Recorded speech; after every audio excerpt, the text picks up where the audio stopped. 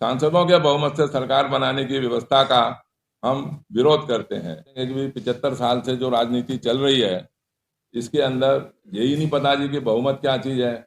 जब आपको सबसे ज्यादा वोट लेना है पूरे देश के अंदर, तो सारे देश के अंदर चुनाव भी लड़ना पड़ेगा। सभी तरह के लोगों के आपको समर्थन में आके उनका विश्वास जीतना पड़ेगा। सत्य बहुमत का स्पष्ट रूप से ये कहना है कि जिसके पास सबसे ज्यादा वोट है, भले ही सांसद कम है, उसका हम बहुमत मान के उसको सरकार बनाने का अधिकार देंगे। जहां पर करीब करीब 40% लोग तो मतदान ही नहीं करते। और 1947 में आपने अंग्रेजों से आज़ादी ली और 1950 के अंदर संविधान बने, तो चुनाव हुए और 1 साल के अंदर अंदर या 2 साल के अंदर अंदर ही कन्वेंशन बन गया।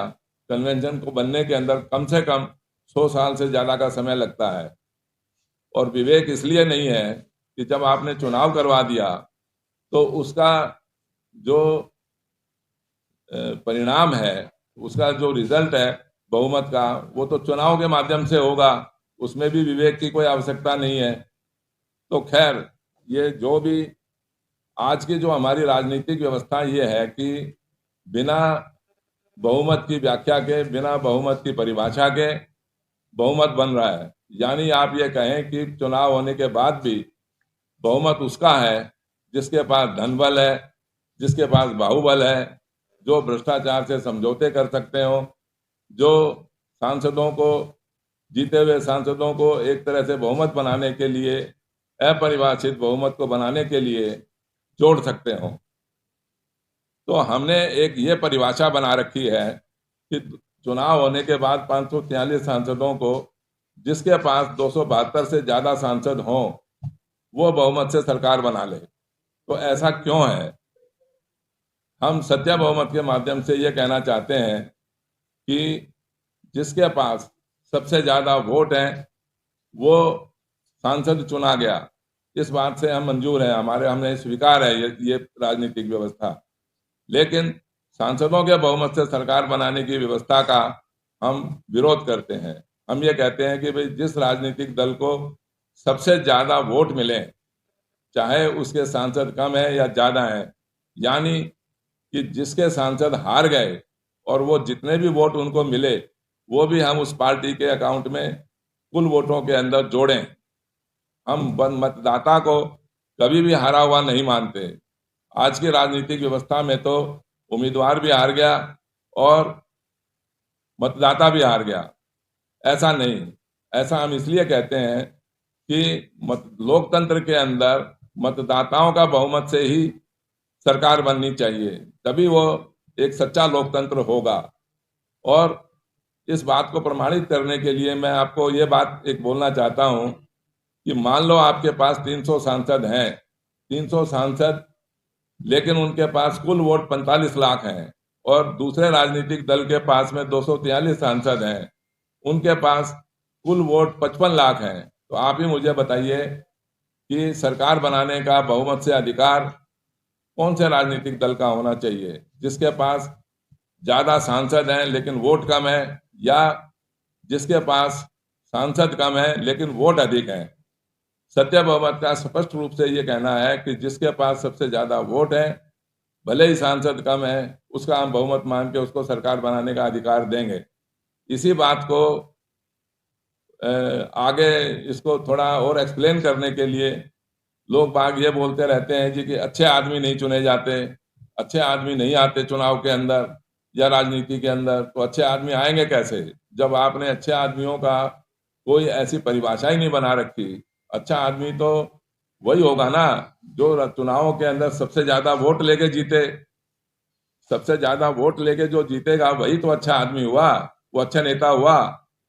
तो जब सबसे ज्यादा वोट लेके जिस पार्टी को चुनाव में सबसे ज्यादा वोट लेकर सरकार बनाने का अधिकार मिलेगा, तो आप समझ लीजिए कि जो आज के दिन जैसे हिंदू मुसलमान या जाति धर्म भाषा का जो वर्गीकरण किया हुआ है, वो कैसे हो सकता है? जब आपको सबसे ज्यादा वोट लेना है पूरे देश के अंदर, तो सारे देश के अंदर चुनाव भी लड़ना पड़ेगा।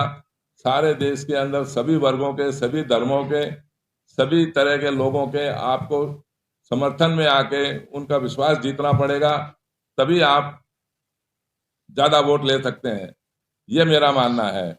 और आज की राजनीतिक व्यवस्था में आप देखें तो कैसी चुनाव की राजनीतिक व्यवस्था है ये, जहां पर करीब करीब 40% लोग तो मतदान ही नहीं करते और 25-30% वोट ऐसे हैं जो 18 से 25 वर्ष की आयु के मतदाता हैं, जो चुनाव में वोट डाल सकते हैं लेकिन चुनाव में भाग नहीं ले सकते।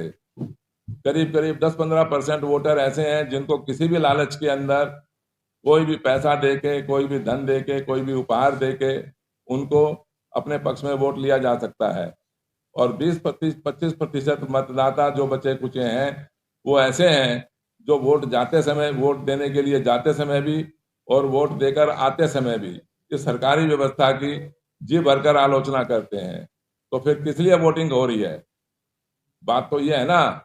और जितने मर्जी झूठे लुभावने नारे, झूठे नारे और अपराधियों को टिकट देकर, भ्रष्टाचारियों को टिकट देकर आप अपने उनको उम्मीदवार बनाते हैं और फिर उन्हीं के समर्थन के अंदर आप उनके झूठे नारे गढ़कर, झूठे लुभावने नारे गढ़कर और झूठे आश्वासन देकर लोगों को, गरीब लोगों को उनको जितवाते हैं और फिर उन्हीं भ्रष्ट और अपराधी उम्मीदवारों को जितवाकर उनके समर्थन से आप सरकार बनाते हैं।